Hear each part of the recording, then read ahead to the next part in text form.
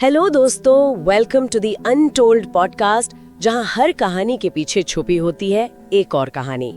आज हम बात करेंगे भारत के एक ऐसे महाराजा की जिनकी कहानी में हैरत अंगेज मोड़ है। बीकानेर के Maharaja Ganga Singh, ruler, warrior, reformer और एक गहरी फेथ वाले इंसान। जी हाँ, बहुत ही दिलचस्प शख्सियत। तो चलिए इस कहानी को अनपैक करते हैं। कैसे एक डेजर्ट किंगडम का राजा वर्ल्ड स्टेज पर एक इम्पोर्टेंट प्लेयर बन गया। और क्या ये सच है? क्या सच में उनकी जान किसी डिवाइन पावर ने बचाई थी? हाँ, ये भी एक बहुत मशहूर किस्सा है इनके बारे में। सोचिए, सिर्फ 7 साल की उम्र में गद्दी संभाली और फिर बीकानेर के सबसे लंबे टाइम तक राज करने वाले महाराजा बने। बिल्कुल, और बीकानेर मतलब रेगिस्तानी इलाका था। हाँ, इमेजिन कीजिए, बीकानेर एक सूखा रेगिस्तानी इलाका, लेकिन उन्होंने तय कर लिया था कि यहाँ की पिक्चर बदलनी है। बिल्कुल, और शायद इस सोच को सबसे ज्यादा पुश मिला 1899-1900 के भयानक छपनिया अकाल से। ओहो, हाँ। ये कोई मामूली सुखा नहीं था, लाखों जाने गईं। लोगों को क्या है कि पेड़ों की छाल तक खानी पड़ी। इसी ट्रेजेडी ने एक तरह से यंग महाराजा को इंस्पायर किया। अच्छा। कि पानी की प्रॉब्लम का परमानेंट सोल्यूशन निकालना ही होगा। और फिर आया उनका सबसे बड़ा काम, गंग नहर का निर्माण। हाँ, गंग नहर। पंजाब की सतलुज नदी का पानी, सोचिए, हंड्रेड्स ऑफ किलोमीटर्स दूर बीकानेर के रेगिस्तान तक लाना, वो भी 1920s में। ये सच में एक इंजीनियरिंग मावल था। उस टाइम पे तो कोई मॉडर्न मशीनरी भी नहीं। बिल्कुल नहीं, ना टेक्नोलॉजी। ये बहुत बड़ा चैलेंज था। रेगिस्तान में सचमुच हरियाली, इसीलिए तो उन्हें मॉडर्न राजस्थान का भागीरथ भी कहते हैं, राइट?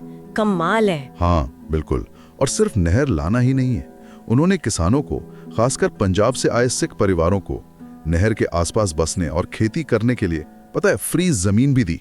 अरे वाह, फ्री जमीन। जी, देखते ही देखते वो इलाका गंगानगर एक फूड बोल बन गया। इसके अलावा बीकानेर में रेलवे लाइन बिछवाई, बिजली लाए। 1913 में एक रिप्रेजेंटेटिव असेंबली यानी जनता के रिप्रेजेंटेटिव्स की सभा बनाई। 1913 में, ये तो उस वक्त के लिए बड़ी बात थी। बहुत बड़ी बात थी। और 1922 में एक हाई कोर्ट भी एस्टैब्लिश किया, जिसमें चीफ जस्टिस और 2 जज थे। बीकानेर ऐसा करने वाली पहली रियासत थी। अच्छा। हाँ, चाइल्ड मैरिज रोकने के लिए शारदा एक्ट को भी स्ट्रिक्टली इंप्लीमेंट किया। ये सब उनकी दूर की सोच दिखाता है। और यहाँ से कहानी और भी इंटरेस्टिंग हो जाती है ना?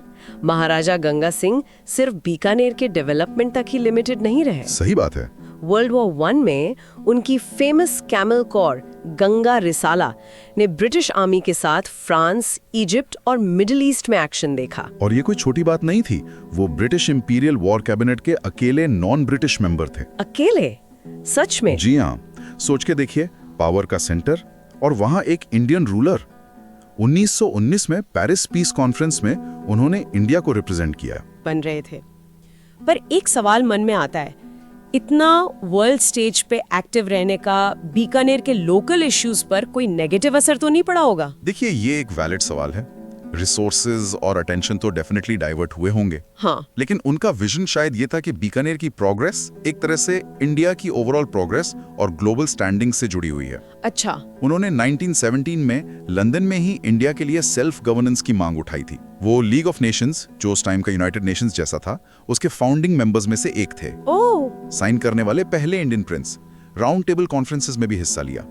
वो समझ रहे थे कि दुनिया बदल रही है और इंडियन प्रिंसली स्टेट्स को भी इवॉल्व करना होगा। लेकिन इस मॉडर्न सोच वाले ग्लोबल स्टेट्समैन राजा का एक और रूप था, उनकी गहरी फेथ। जी हाँ, बिल्कुल। वो दिशनोक की करणी माता के परम भक्त थे। हाँ। और उनसे जुड़ी एक कहानी तो बिल्कुल फिल्मी लगती है। हाँ, वो 1910 की लंदन की घटना है ना। कहते हैं किंग जॉर्ज 5 ने, जो जानते थे कि महाराजा करणी माता के भक्त हैं, उन्हें दरबार में एक खतरनाक शेर से लड़ने का चैलेंज दे दिया। भरे दरबार में शेर से? हाँ। और फिर महाराजा ने चैलेंज एक्सेप्ट कर लिया। कहते हैं पिंजरे में जाने से पहले उन्होंने आंखें बंद करके माँ करणी को याद किया। अच्छा। और कहा जाता है जैसे ही वो पिंजरे में गए, उन्होंने पल भर में शेर को धूल चटा दी। क्या बात है। और उस दौरान दरबार में बैठे लोगों को चूड़ियों की खनक सुनाई दी। चूड़ियों की खनक? हाँ, सब समझ गए कि ये फाइट खुद माँ करणी ने लड़ी है, माना जाता है। बाद में ब्रिटिश क्वीन ने इस इंसिडेंट के लिए महाराजा से माफी भी मांगी। ये कथा आज भी बीकानेर के इतिहास का हिस्सा है। वाकई अद्भुत। तो उन्होंने देशनोक में करणी माता मंदिर को रेनोवेट भी करवाया था? हाँ जी, बिल्कुल। वहां चांदी के भारी दरवाजे लगवाए, रामदेवरा में बाबा रामदेव और गोगामेड़ी में जहरवीर गोगा जी के मंदिरों में भी उनका बड़ा कंट्रीब्यूशन रहा।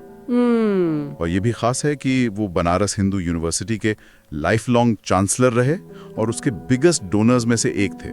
तो इस सब का मतलब क्या निकलता है? महाराजा गंगा सिंह यकीनन एक कॉम्प्लेक्स और मल्टी फैसेटेड पर्सनालिटी थे। बिल्कुल। ट्रेडिशन और मॉडर्निटी का एक यूनिक ब्लेंड।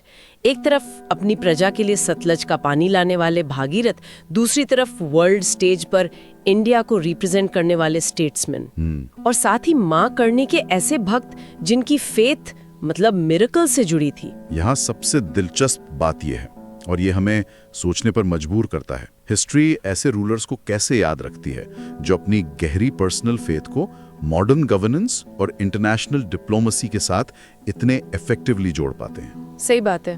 खासकर उस दौर में जब दुनिया तेजी से बदल रही थी और इंडिया अपनी आइडेंटिटी और आज़ादी के लिए स्ट्रगल कर रहा था। ये एक इंटरेस्टिंग सवाल है जिस पर सोचा जा सकता है।